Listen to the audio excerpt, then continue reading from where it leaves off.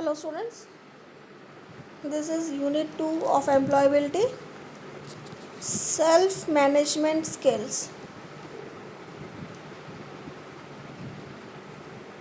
ये चैप्टर आपके self management के लिए है, सेल्फ ग्रूमिंग के लिए है कि आप आपको कैसे प्रेजेंट करेंगे in front of the interviewer.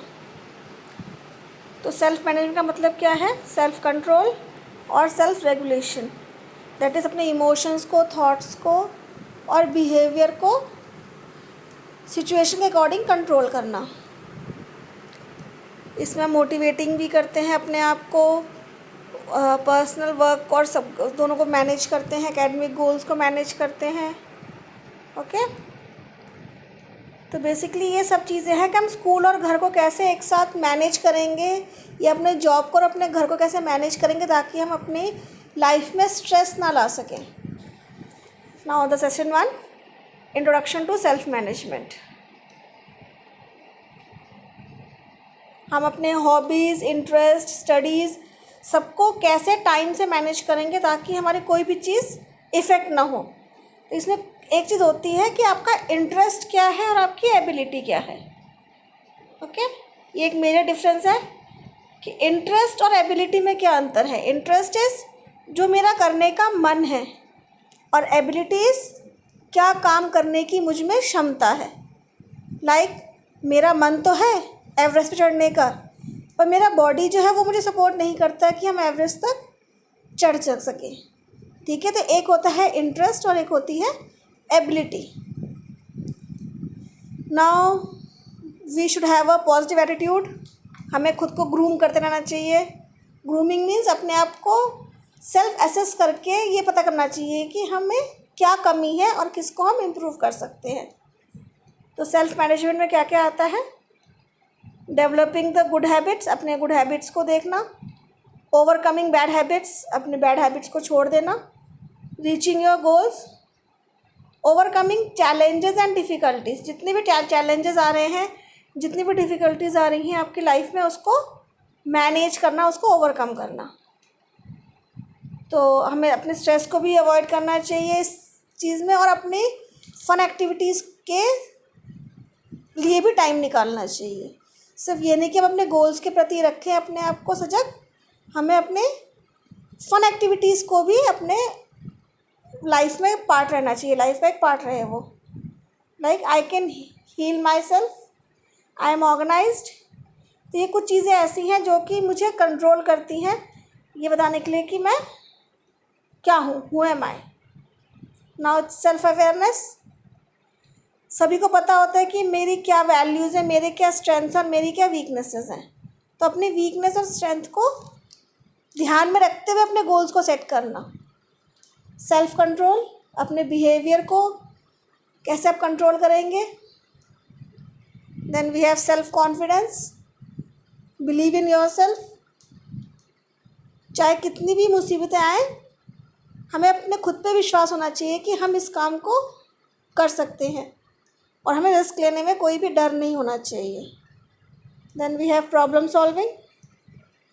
हम प्रॉब्लम्स को समझें, उसका सॉल्यूशन फाइंड करें स्टेप बाय स्टेप मेथड से।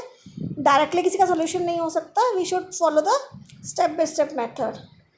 Then we have self motivation.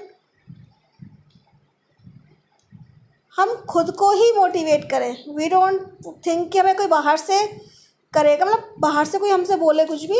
अगर हमने खुद में विश्वास आ गया कि हम ये काम कर सकते हैं, that I can score more than 90% in maths, तो मैं कर सकूँगी चाहे एक्सटर्नल मेरे पास कोई भी मोटिवेशन ना हो।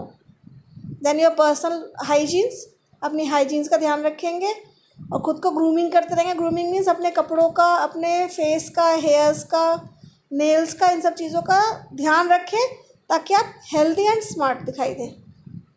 Positive thinking. कई बार ऐसा कुछ काम हो जाता है कि हमें लगता है कि वी कांट डू एनीथिंग, और हमें फिर भी उस वक्त भी हमें पॉजिटिव थिंकिंग रखनी चाहिए। येस आई कैन, ये आपने भी वैल्यू एजुकेशन में भी पढ़ा है 6th 7th 8th में। Yes I can, what ever things I am trying to do, I am capable of doing it, और हमें वो काम करना है। और हम कर सकते हैं। Last one is team work.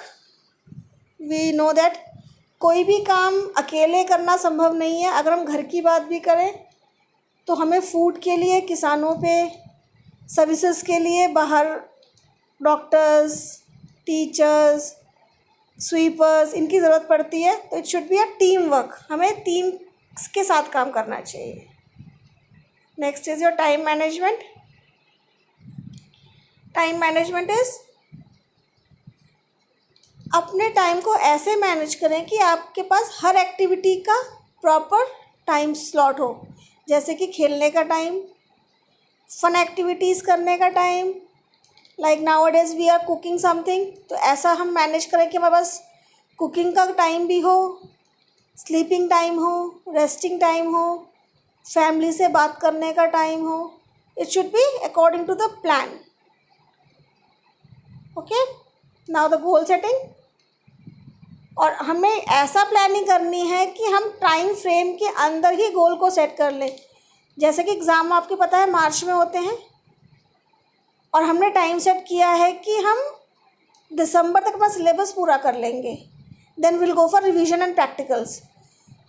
तो अगर हमने ये टाइम फ्रेम के अंदर नहीं किया तो क्या होगा?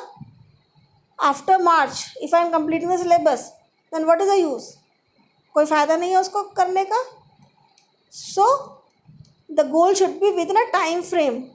हमें टाइम फ्रेम के अंदर ही उस काम को फिनिश करना है, ना कि टाइम ख़त्म होने के बाद। ना दिस इज एक्टिविटी। एक्टिविटी हम बाद में करेंगे, ना ये एक्सरसाइजेस। इसमें से कौन सा आपका सेल्फ मैनेजमेंट स्किल के अंतर्गत नहीं आता? ग्रूमिंग जो है इसका क्या मतलब है? Short note on factors affecting self management. क्या क्या चीज़ें हमारे सेल्फ मैनेजमेंट को अफेक्ट करती हैं? कोई 5 स्किल बताइए। और अपने हैंड को रख के फिंगर्स को पाम पूरा ड्रॉ करना है आपको, और उन पाम पे, रेड हैंड के पाम पे आपको अपने पूरे फैक्टर्स लिखने हैं जो आपके सेल्फ मैनेजमेंट को फोकस करते हैं। Okay, now we have session number 2, strength and weaknesses. Strength is हम में क्या करने की क्षमता है, knowing what you do well and not so well. क्या हम अच्छे से कर सकते हैं और क्या हम अच्छे से नहीं कर सकते। Like I can work on computer very efficiently but can't do English और हिंदी। ओके, तो हमारे स्ट्रेंथ क्या है, हमारे वीकनेसेस क्या हैं, हमारे परफॉर्मेंस कैसी होगी according to the strength. Weakness से प्रोग्रेस पे क्या इफ़ेक्ट पड़ेगा। तो ऐसे कुछ क्वेश्चंस हैं। I am good at understanding others people emotions. I am confident. ये आपके कुछ स्ट्रेंथ की बात बताई गई है और ये आपके कुछ वीकनेसेस हैं। ओके, जैसे कि हम जंक फूड को देख के खुद को रोक नहीं पाते, पता है हमारे लिए अनहेल्दी है, हमें बीमार करेगा, पर फिर भी हम खुद को रेजिस्ट नहीं कर पाते।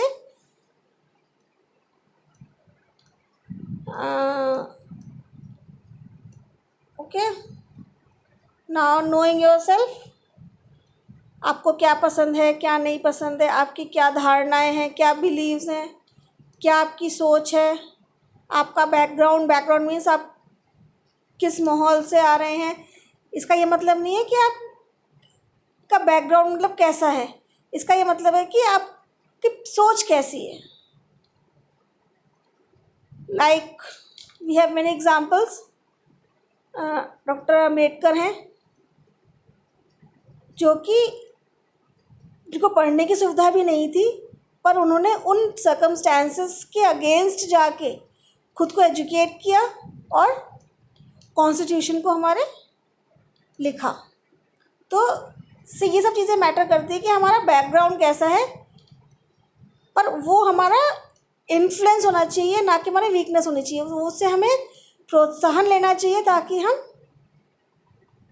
अपने आप को इंक्रीज़ कर सके उस लेवल से। It is important to know who are you, तभी हम अपने स्ट्रेंथ और वीकनेस को देख सकेंगे। अभी दिखाया था मैंने आपको। तो जो ये सेल्फ अवेयरनेस है या अंडरस्टैंडिंग है हु एम आई, यही एक्चुअल में हमारी स्ट्रेंथ और वीकनेस को बताता है, हमारे कैरेक्टरिस्टिक्स को पूरा डिफाइन करता है, नेम को, क्वालिफिकेशन को, ठीक है, हमारा कैसा व्यवहार है लोगों से, हमारी इंटरनल स्ट्रेंथ कितनी है, हमारा हिडन टैलेंट। आजकल लोगों ने देखा होगा कितने टैलेंटेड हो गए हैं हम लोग। We are making foods, different kind of foods, we are singing, we are dancing. तो हम इस क्वारंटाइन के समय में भी खुद को बहुत सारी चीज़ों में इंडल्ज कर रहे हैं ताकि हमारा टाइम जो है वो पास हो सके, ठीक है। तो ये हमारा हिडन टैलेंट भी आजकल निखर के आ रहा है और साथ साथ हमें वीकनेस पता चल रही है। If I think I am a good singer, ठीक है, पर जब मैंने गाया तो मुझे खुद की आवाज़ में ही डिफरेंस नज़र आना शुरू हो गया, तो आई कैन अंडरस्टैंड। तो मुझे अपने वीकनेस और अपने स्किल्स को भी ध्यान में रखना है। Strengths are what we do well and we are good at, और सबके कुछ कुछ स्ट्रेंथ्स होते हैं। ऐसे कुछ हमारे वीकनेसेस होते हैं जिसे हम एरियाज ऑफ इम्प्रूवमेंट भी कहते हैं, अपने एरिया को इम्प्रूव करने के लिए। जैसे एग्जांपल लिया था हमने कि हम जब गए इंडियन आइडल में तो हम सेलेक्ट नहीं हुए, बट दे हैव सजेस्टेड अस कि हमें क्या क्या इम्प्रूव करना है, सजेस्ट किया हमें उन्होंने, ठीक है। नाउ हम कैसे फाइंड करेंगे अपने स्ट्रेंथ को, हम क्या कर सकते हैं क्या नहीं कर सकते। Plan what and how to improve ourself and feel confident.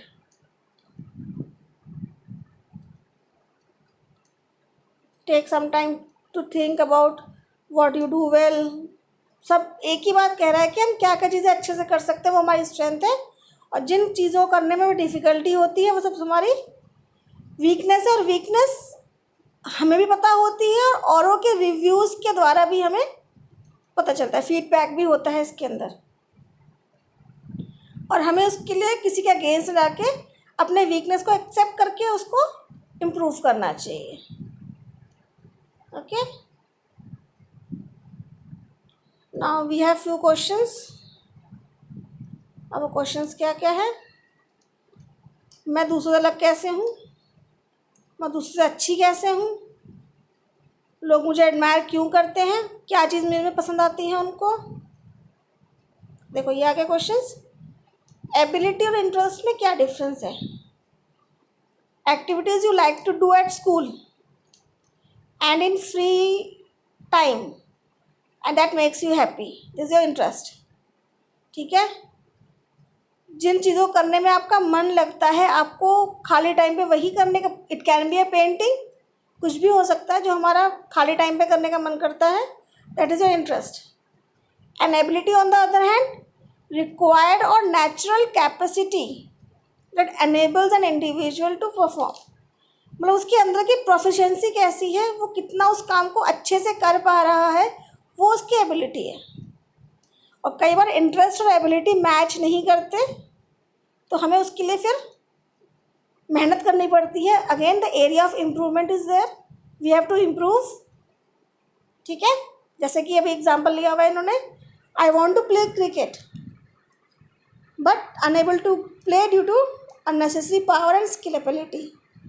तो इस केस में मुझे अपने आप को अगर क्रिकेटर बनाना है तो मुझे उसके लिए मेहनत करनी पड़ेगी, अपनी एबिलिटी को, अपने एफिशिएंसी को इंक्रीज़ करना पड़ेगा। Okay, now we have exercises.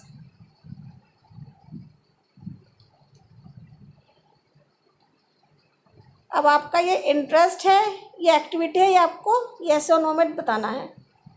Group 1 में इंटरेस्ट की एक्टिविटी, इंटरेस्ट की लिस्ट है, एंड ग्रुप 2 में ये इंटरेस्ट है, ग्रुप 3 में ये इंटरेस्ट है आपके, ग्रुप 4 में ये सारे इंटरेस्ट दिए हुए हैं। Now what is your abilities, फिर ये आपकी एबिलिटीज़ के आ गए। Group 1, group 2, group 3, group 4।